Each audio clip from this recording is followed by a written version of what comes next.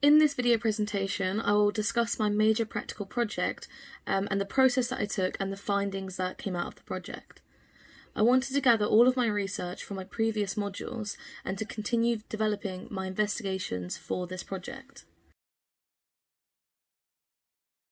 I set out to create a body of work that critically interrogated and furthered my research into gender identity through Mimi Marinucci, Grayson Perry and Naomi Wolf, and feminism with practitioners such as Judith Butler, Germaine Greer and Jack Halberstam. I wanted to look deeper into the connection of self with Susie Adams, Pam Woods, and through the practical work of Manny Emsley's somatic practice. I also wanted to incorporate my multidisciplinary approach through combining dance and movement, text, script work, poetry, video and photography, and continuing my interest in autobiographical performance with theories from Deirdre Hedden and Paul Eakin. I wanted to create a work where the witnesser could easily follow the already lived, but also draw upon their own knowledge and develop their own thoughts on the themes surrounding the project. I wanted to immerse them enough to feel guided by the work, but not forced to be a part of it if they didn't want to be. Through this presentation, I will take you through the process of my work and the discoveries that I found and what helped me develop this piece.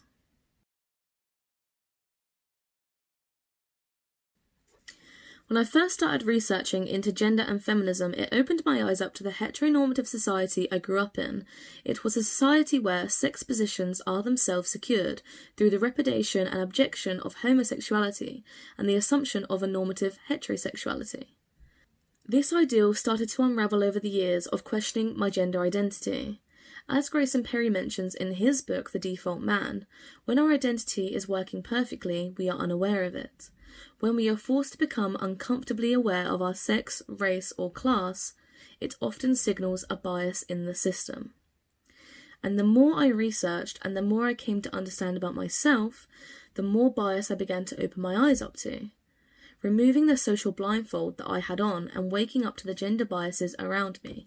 For example, Perry states a very good point that if a default man gets emotional, it is because he is a passionate individual, whereas if he were a woman, it would often be blamed on her sex.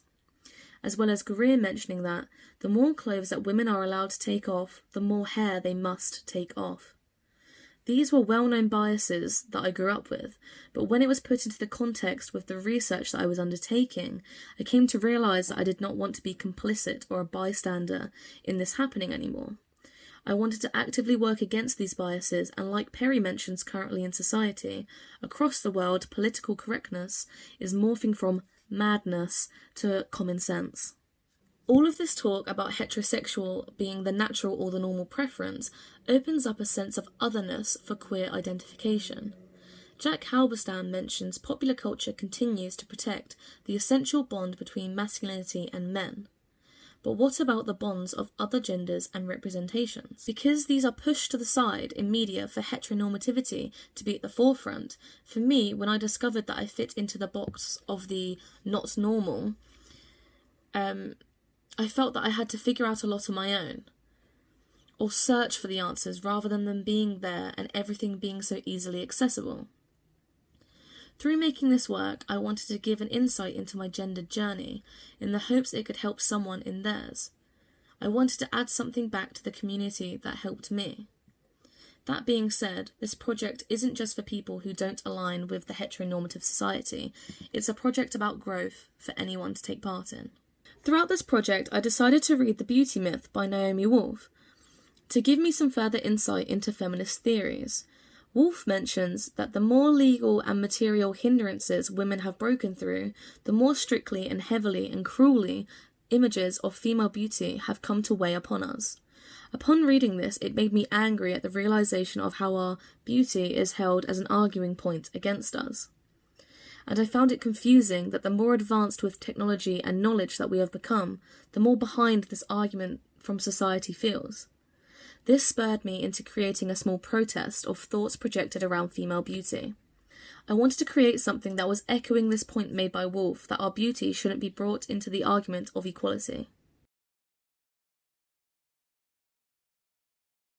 As I was continuing my area of interest from the previous modules, I felt natural to continue my work through an autobiographical lens, and as Deirdre Hedden states, that the self-other relationship is implicit to every autobiographical act.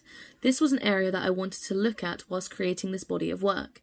I wanted to play with the self becoming other, and the audience, like other, becoming self, and the blurring of the lines, which links to Paul Eakin in How Our Lives Become Stories, Making Selves, with the subject of autobiography to which the pronoun I refers, is neither singular nor first. This is something that I would like to remind myself and others, that I am acknowledging my growth in relation to and influenced from others. I looked at the Vagina Monologues by Eve Ensler and watched how she took women's stories and created a collective voice for us as an audience to connect with. I also watched the actors being interviewed on performing the monologues, and each one had a sense of connecting with the women behind them because they could also relate to their own experiences. Christine Cooper mentions in Worrying About Vaginas, Feminism and Eve Ensler's The Vagina Monologues that the form of the Vagina Monologues reinforces its political message and feminist ethos. We must hear each other's stories to understand each other. I wanted to be able to create this feeling of otherness, other voices in my work, even though it has myself at the forefront. As Mimi Marinucci mentions in their book Feminism is Queer, categories of identity determine and are determined by the ways in which people understand themselves and are understood by others. And I wanted this sense of understanding. I wanted to create an easy guide to understanding me, but through experiences in life that many people go through. We might go through them for different reasons, but I feel that this shared understanding will bring us closer to understanding each other.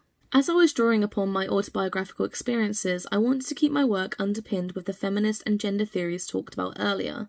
I had a personal experience where my hair on my body was questioned against my worth as a woman.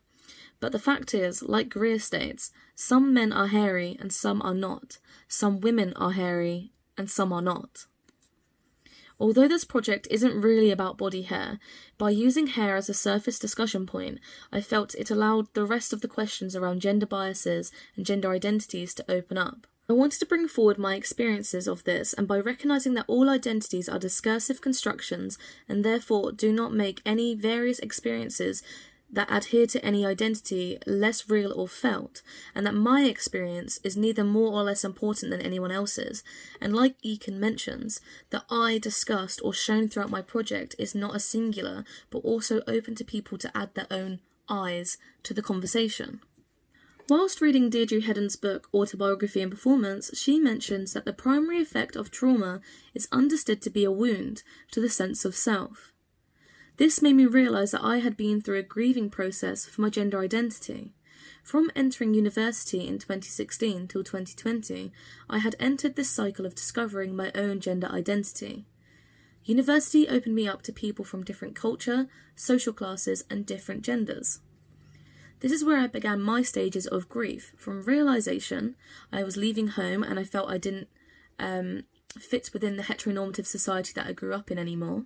And I realised that heterosexual privilege operates in many ways, and two ways in which it operates include naturalising itself and rendering itself the original and the norm, which was something I didn't want to conform to anymore, and I started exploring my identity through fashion and media.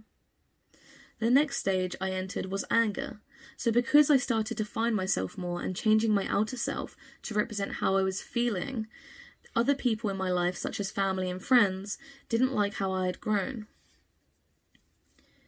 I got a lot of anger projected towards me that affected me and stumped me in my growth. This anger stuck with me for a long time, and I lost this view on myself. Following anger and entering stage 3, bargaining, I was in a conflicting time in life. I felt I didn't have much of a choice other than to return to my old heteronormative way, and it created an imbalance within myself. I did this because I loved them, and I hoped that even though I had started to question my identity, I could go back to how it was before. Entering the 4th section, depression, was one that I didn't realise that I had entered until it was too late. This was when I realised that I needed to find a way out of this. The status, or more accurately, the lack of status, of the self, lies at the centre of trauma. And I realised that I needed to reconnect with the self that I had let go to help me through. Stage 5, acceptance, took a long time for me to reach. It's a recent feat, but I feel wiser from the time that it took me to pass through this cycle. As Hedden mentions, the recovery of this self that enables recovery from trauma, and I feel through the help of this practice's research, I was able to find the missing parts of myself again, which ultimately allowed me to let go of the resentment to this time in my life. I am again exploring the endless possibilities of my gender identity, and now developing my performance identity.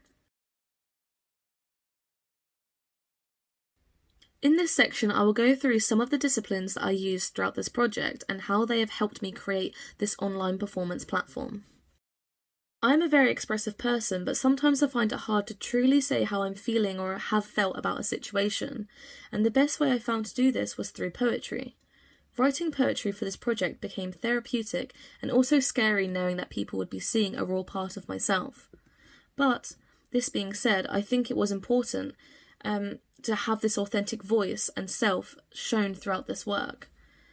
Like Hedden states, the vast majority of autobiographical performances have been concerned with using the public arena of performance in order to speak out, aiming to challenge. And that's what I felt like I was doing with my writing, challenging something. Maybe I was challenging the society that I grew up in, or maybe I was challenging the views of the people who tried to change me. I also used Jonathan Burrow's book, A Choreographer's Handbook, to help with my writing. He mentions when talking about repetition that repetition is a device to emphasize or erode something by showing it more than once, and that it is a moment of recognition in a sea of change. I decided to use this as a device throughout my poetry, bringing back moments to reconnect the reader to the journey as a whole, but also I use repetition to heighten some of the feelings. Pina Bausch also uses repetition throughout her dance works, and repetition becomes an important element and structuring device. She makes sure that we do not get away from the emotions she wants us to feel. And just like Bausch, I wanted to keep my viewers on track to the emotions of the piece. By using repetition in this way, I feel like it has heightened the emotions throughout the work and allows the audience clarity of the feelings displayed throughout.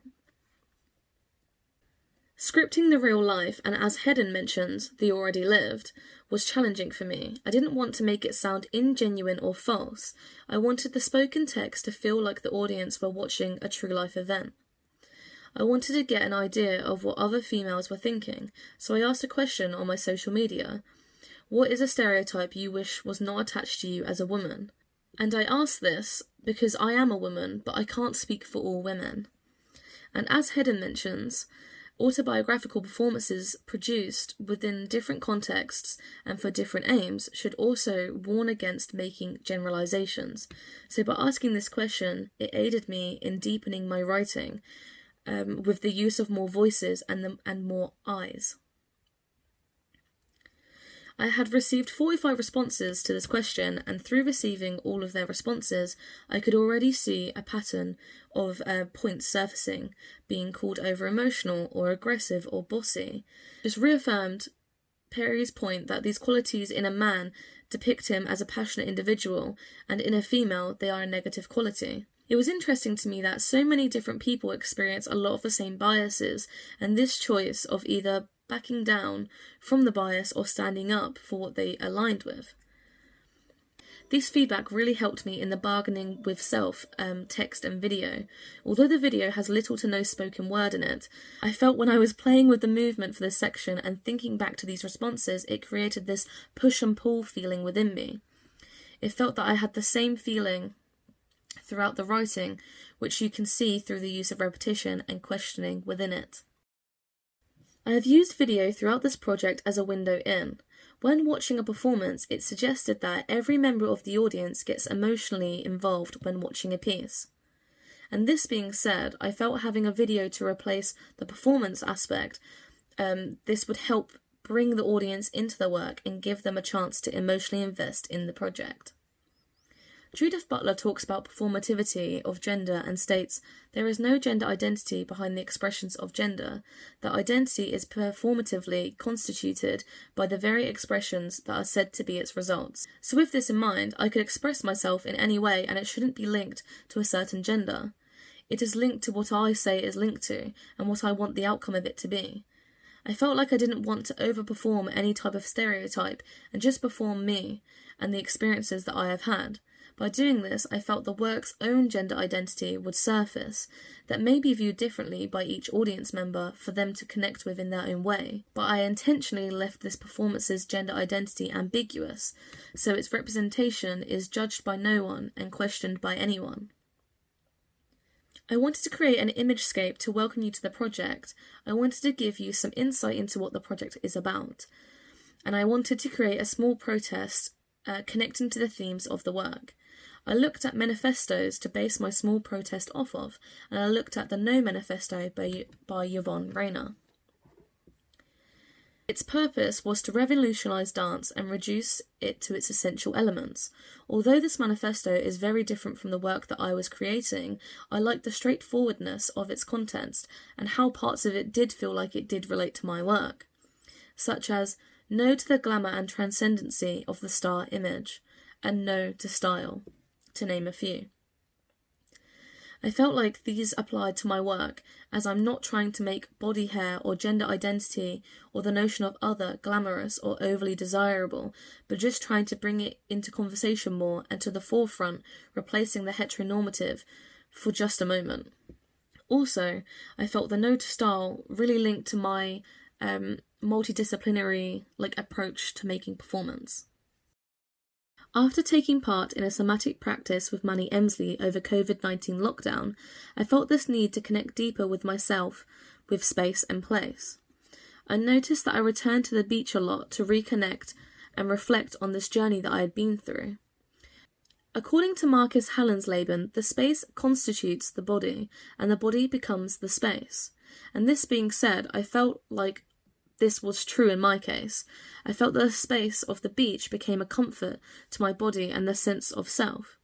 I noticed myself wanting to return there, and I felt this internal comfort hearing the waves crashing and exploring the space and just being me. Pam Woods in The Resonant Body mentioned that performer and site may contain multiple histories, and I think this insight links to my connection to the beach. My body obviously contains the history of this journey, but it also contains memories of the life before the journey, and the beach was a place for me that I felt really comfortable when I was younger. And I think this bodily memory of the space being a comfort naturally melted into this journey, which is maybe why I felt the need to return there. I decided to take some of the movement practice learnt from taking classes with Manny Emsley and try them out at the beach, which you can see in Section 5, Acceptance. I played with Manny Emsley's notion of dwelling and portaling. I went to the beach and allowed my body to dwell in the space and notice what was around me. I found a portal through to the next thing. My portals varied from the sounds of the waves to a stone that I had spotted to even noticing just my body wanting to move. Emsley talks about consciousness raising through a somatic practice, and this became a useful tool for me whilst being at the seafront and just trying to accept myself. Susie Adams notes in The Dwelling Body that dwelling is understood as potential, and I would have to agree with her. I felt by dwelling and finding new noticings within the space and within myself, I was able to find the strength and potential to reconnect to the self and finally accept my gender identity and just the journey that I had taken and accept becoming myself. A symptom of depression can be disassociating from yourself and the events that you are going through, and according to Mind, if you disassociate, you may feel disconnected from your body and the world around you. For example, you may feel detached from your own body or feel as though the world around you is unreal. With this in mind, and going through depression and the sense of disassociating from myself and my gender identity, I wanted to create a soundscape for Video for Depression. I wanted it to be a true representation of my own depression, so I only listened to the sections separately, and when I put them together without listening to any of the others, to create this sense of disassociation. I feel like this helped the soundscape feel real and disorganised and confusing, because that's how I was feeling. Also, Horden mentions music is isomorphic with the process of living, which is stating that music is similar in form to the way us humans live. And this being said, when I was using music to create this representation of a time in my life, I wanted to use music to represent a different process of living, one that's not so glamorous and nice to listen to, something that would make you feel uncomfortable, but instead gave you comfort in the understanding of what the sound is representing and the emotions behind it. In conclusion, throughout this project, I have been able to reinforce my stance within gender and feminist theories through theories from Judith Butler, Grayson Perry, Naomi Wolf, and Mimi Marinucci. Germaine Greer mentions, female resentment has an astonishing range of public expression, and I have realised through this project that my resentment towards this journey was the catalyst into why I wanted to become more informed about my gender identity. But through researching and taking part in this practice as research project, I have been able to reconnect to the woman that I am. I am no longer trying to, as Butler talks about, perform a gender to try and fit in. I can be myself and it will represent me. I have also come to realise that this project puts me in a privileged position to be able to share this journey with others.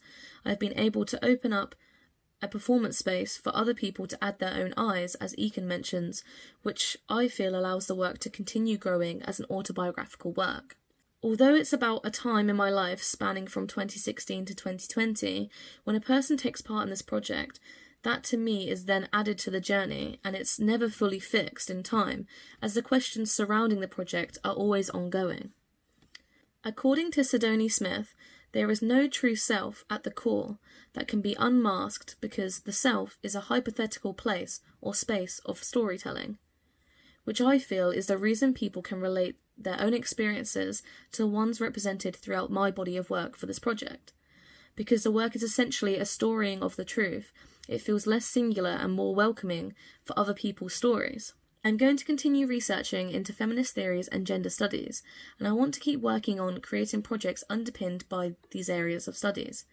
And I will continue to use a multidisciplinary approach, as through this project I feel it has aided me in presenting different aspects of the journey and the emotions across to the audience. Even though COVID-19 has stopped my final project from being a live work, I feel like it has been a blessing in disguise for this project.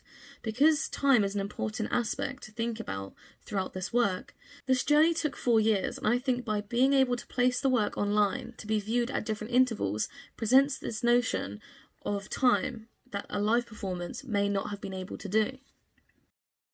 Thank you for taking part in my project. I hope that you were able to connect to it in some way, and thank you for watching this video. And if you would like any of the references that I used throughout this whole project, then I will have them on my website for you to check out.